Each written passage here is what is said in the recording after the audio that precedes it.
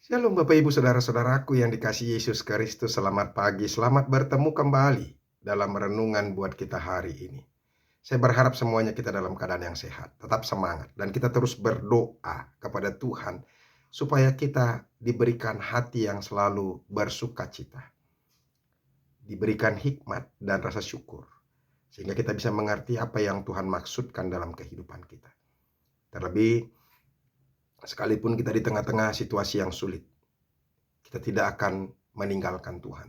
Jangan pergunakan pikiranmu. Jangan pergunakan logikamu berpikir. Sebab kita tidak akan mampu mengerti apa yang Tuhan kehendaki dalam hidup kita. Tapi pergunakanlah Roh Allah supaya kita mengerti apa yang menjadi kehendak Tuhan dalam kehidupan kita. Amin. Bapak Ibu Saudara-saudara, firman Tuhan yang menjadi renungan buat kita hari ini yaitu yang diambil dari Yehezkiel pasal yang ke-36. Ayat yang ke-29. Tetapi sebelumnya, mari terlebih dulu kita menyerahkan hati dan pikiran kita untuk diterangi oleh Roh Allah. Marilah kita berdoa. Kasih karunia dan damai sejahtera dari Allah Bapa dan dari anaknya Tuhan Yesus Kristus itulah yang menyertai hati dan pikiranmu sekalian. Amin.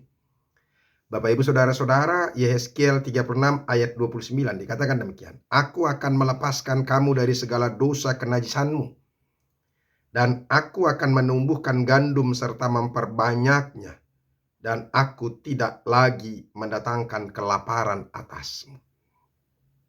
Demikianlah firman Tuhan.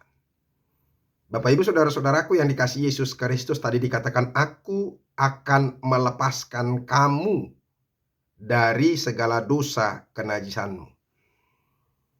Saudara-saudara, hidup bangsa Israel yaitu hidup yang di dalam hati yang keras, hati yang busuk, hati yang penuh dengan dosa dan kejahatan.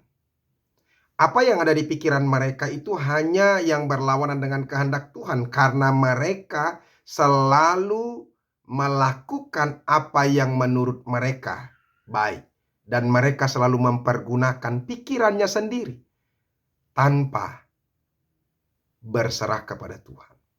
Ini satu penyakit yang terjadi dalam kehidupan manusia. Sering sekali kita mengandalkan pikiran kita. Sering sekali kita merasakan bahwa kita lebih mengerti untuk melakukan apa yang ada dalam kehidupan kita. Termasuk dalam pekerjaan-pekerjaan kita, usaha-usaha kita, dalam mencari berkat. Padahal salah. Saudara-saudara, sukacita, berkat Tuhan, itu akan kita dapatkan dan mudah kita dapatkan ketika kita berjalan di jalannya Tuhan. Karena berkat itu datangnya dari Allah. Tuhan akan memberikan berkat itu kepada kita di jalannya.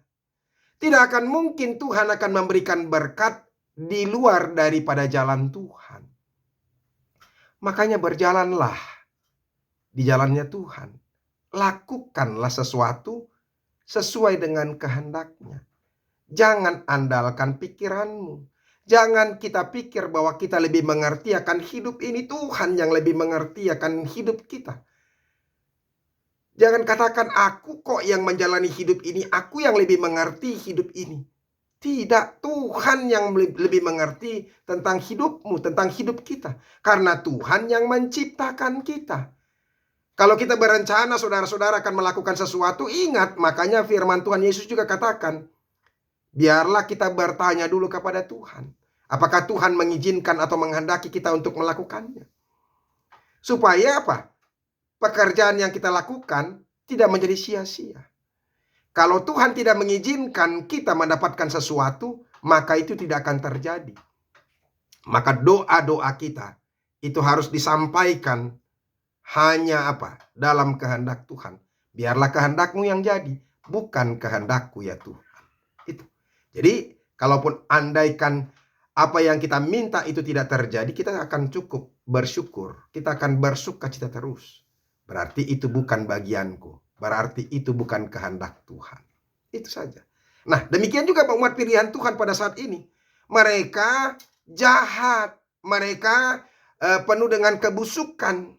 Hati mereka itu jahat. Makanya saudara-saudara, orang yang berdosa itu tidak akan bisa lepas dari dirinya sendiri. karena Tuhan, maka andalkan Tuhan, biarkan Tuhan masuk, biarkan Tuhan bekerja. Buka hatimu, itu yang dikatakan. Coba kita lihat saudara-saudara, apa yang dikatakan oleh Wahyu pasal yang ketiga, ayat yang ke-20. Dikatakan, lihat aku berdiri di muka pintu dan mengetok. Jikalau ada orang yang mendengar suaraku dan membukakan pintu, aku akan masuk mendapatkannya. Dan aku akan makan bersama-sama dengan dia dan ia bersama-sama dengan aku. Jadi Tuhan terus mengetuk pintu hati kita. Dan ketika kita membuka hati kita, maka Tuhan yang akan memimpin, sehingga kita akan boleh melakukan apa yang dikehendaki Tuhan. Orang yang tinggal dalam dosa, maka kehendak hatinya penuh dengan dosa. Tidak ada harapan di situ. Dan yang ada hanya kekacauan justru. Ketika orang berada dalam dosa, maka kekacauan, kehancuran, bahkan kebinasaan. Jadi justru jangan andalkan pikiranmu. Jangan Jangan engkau melakukan sesuai dengan kehendakmu saja. Makanya saudara-saudara, dari firman Tuhan ini, Tuhan sendiri yang Yang berinisiatif. Kalau kita lihat di ayat yang ayat yang ke-22. Beginilah firman Tuhan Allah. Bukan karena kamu aku bertindak, hai kamu Israel, tetapi karena namaku yang kudus yang kamu najiskan di tengah-tengah bangsa di mana kamu datang. Jadi saudara-saudara, Tuhan sendiri bertindak karena apa? Karena dia juga jangan sampai menjadi najis karena umat pilihannya yang najis itu. Makanya Tuhan mau berinisiatif untuk memulihkan.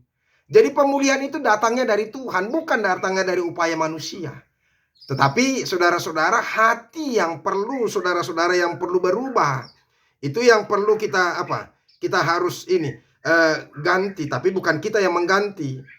Kalau dikatakan Matius 15 ayat yang ke-18, ini hati-hati terus ya, supaya kita benar-benar menjaga hati kita ya. Tetapi apa yang keluar dari mulut berasal dari hati, dan itulah yang menajiskan orang.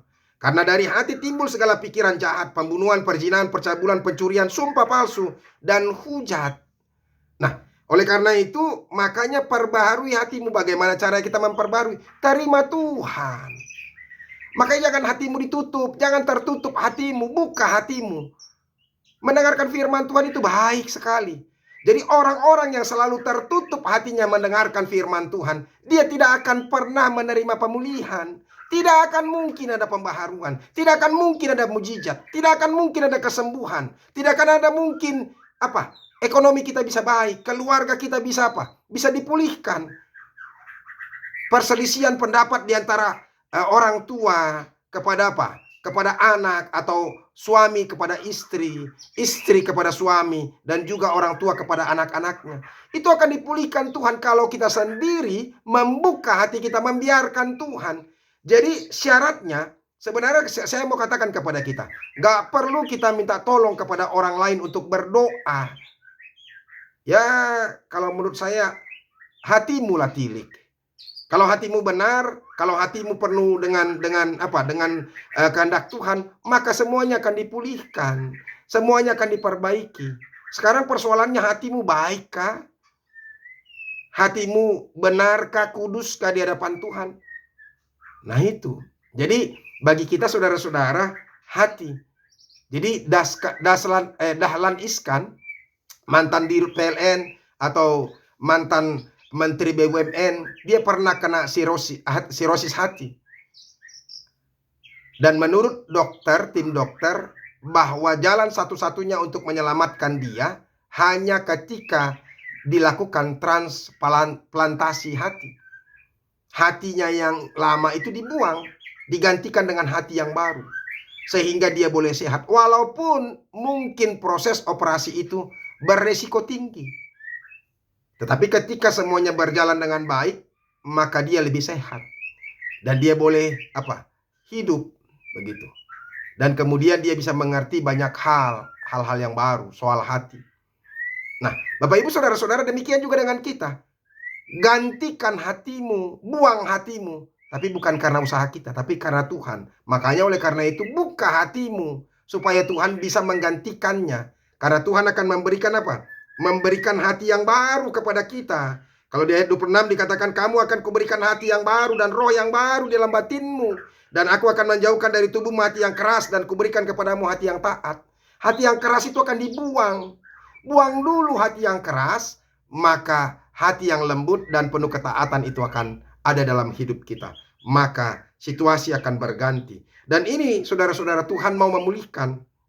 Dia katakan tadi sekali lagi, aku akan melepaskan kamu dari segala dosa kenajisanmu, dan aku akan menumbuhkan gandum serta memperbanyaknya, dan aku tidak lagi mendatangkan kelaparan atasmu. Jadi berkat demi berkat Tuhan akan limpahkan kepada kita ketika dia memperbarui hidup kita. Maka mari terima pembaharuan Tuhan. Jangan keraskan terus hatimu, jangan degilkan. Tahu nggak saudara-saudara, Fir'aun menerima kebinasaan karena dia selalu mengeraskan hatinya. Semoga ini menjadi berkat buat kita. Tuhan Yesus memberkati. Amin. Terima kasih Tuhan untuk firman-Mu yang boleh kami dengarkan. Berkatilah itu. Ajar kami untuk melembutkan hati dengan menerima Engkau, membuka hati kami untuk menerima Engkau. Supaya Tuhan yang bisa memulihkan, menggantikan hati kami yang jahat itu. Dan kami terus diketuk oleh Tuhan hati kami, supaya kami boleh menerima Engkau. Engkau yang berinisiatif dalam setiap kehidupan kami, karena kami tidak akan mampu melakukan sesuatu tanpa Engkau. Terima kasih Yesus. Amin. Bapak Ibu Saudara-saudara, kita sudah dengarkan firman Tuhan. Buka hatimu, terima pembaharuan dari Tuhan, maka hidupmu akan dipulihkan. Tuhan Yesus memberkati. Sampai ketemu besok. Salam.